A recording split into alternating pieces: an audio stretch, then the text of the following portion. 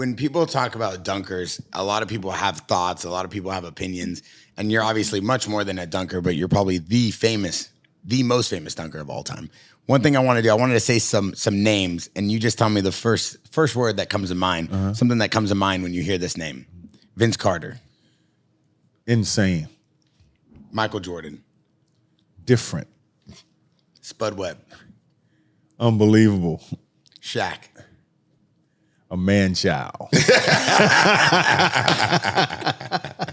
I believe that. I gotta know why you call him that. Why you call him that? Hey, man, because he is a massive man, right? But he's a kid at heart. He is the funniest guy, and he's always smiling and joking about something. He's like a big kid. Yeah.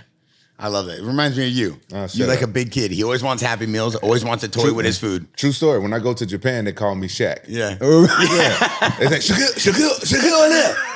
I'm like, man, what? I'm nowhere near as I guess I'm as tall to them as he is. Hey, you know what? That's a good point. That's a good point. Shaq or Bob Sapp. That's what he gets called every time he goes to called- Japan. Oh, wow. I get called Bob Sapp. I had two more. Blake Griffin.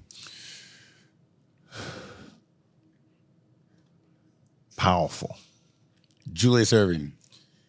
He's a ballerina with sneakers. He's the granddaddy of us all. That's a crazy. Do you consider him like the pioneer of dunking? Oh, no question. And magic above the rim. Yeah. Dr. J made dunking sexy. Made it fashionable, man. And it was entertainment. Started with Dr. J.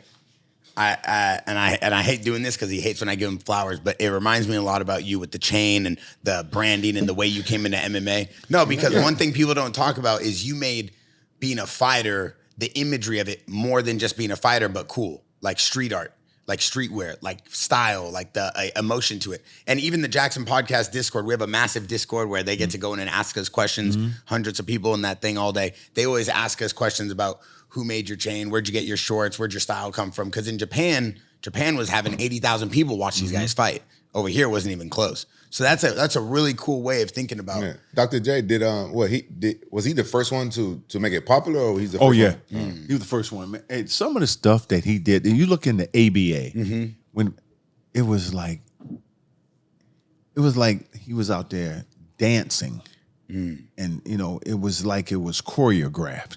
Some of the stuff he did, and if you look at a lot of the games that he played in, and some of the guys he was throwing it down on. I mean, he threw it down hard, but he made it look fashionable, when he was doing it. Yeah. I mean, if you saw the dunk, it's still famous to this day in LA, in the championship game, he's coming down the left-hand side and he's rocking it side by side, and Michael Cooper is coming out to meet him. And they both jumped. And then Michael Cooper came to his senses and he just ducked. And he finished. That was the finishing play in that championship. Damn. Yeah. I always say he the grandfather of us all. I always say he the best because of what he's created and what he's made popular for guys like myself. Yeah. Is him.